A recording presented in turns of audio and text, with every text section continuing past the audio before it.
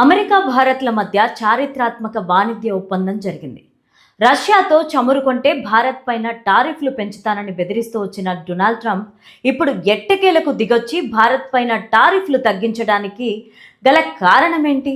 భారత్ పైన తగ్గించిన టారిఫ్ కారణంగా ఏ రంగాలకు లబ్ధి చేకూరనుంది?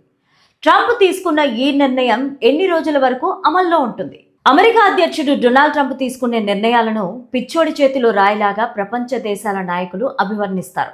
అమెరికాతో విభేదించిన ప్రతి దేశంపై పగను పెంచుకుని యుద్ధానికి కాలు దూయడం లేదా ఆ దేశంపైన సుంకాలు పెంచడం వంటివి చేస్తూ వస్తున్నాడు ట్రంప్.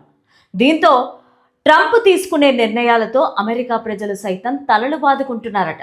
అధికారంలోకి వచ్చిన నాటి నుంచి ట్రంప్ తీసుకుంటున్న నిర్ణయాలతో పలు దేశాలు ఇబ్బందులకు గురవుతున్నాయి. ప్రస్తుతం అమెరికా భారత్ల మధ్య ఫిబ్రవరి 2, 2026న కుదిరిన ఒప్పందం ఇరు దేశాల ఆర్థిక సంబంధాల్లో ఒక కీలక మలుపుగా నిలిచింది. అమెరికా అధ్యక్షుడు డొనాల్డ్ ట్రంప్ భారత వస్తువులపైన ఉన్న సుంకాలను 50% నుంచి 18%కి తగ్గిస్తున్నట్టు ప్రకటించారు. ప్రధాని నరేంద్ర మోదీతో ఫోన్ మాట్లాడిన అనంతరం ట్రంప్ ఈ నిర్ణయం స్వయంగా ప్రకటించారు.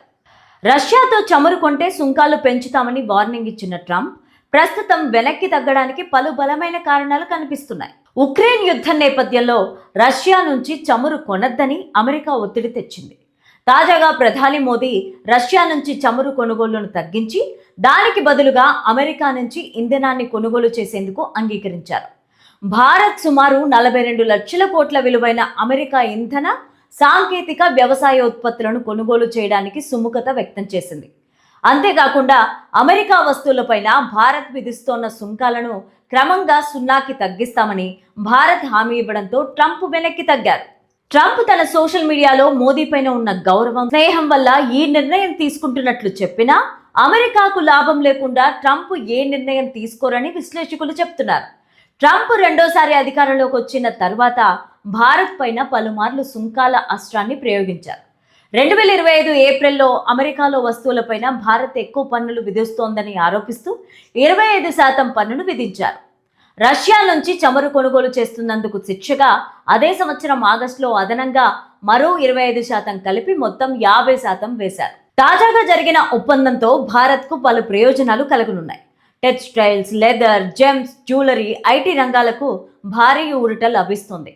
వియత్నాం, పాకిస్తాన్ వంటి దేశాల కంటే భారత వస్తువుల మీద తక్కువ పన్ను ఉండడం వల్ల అమెరికా మార్కెట్లో భారత వస్తువులకు గిరాకీ పెరుగుతుంది. ట్రంప్ సుంకాలు తగ్గిస్తున్నట్లు ప్రకటించగానే భారత స్టాక్ మార్కెట్లు భారీ లాభాల్లో ముగిశాయి.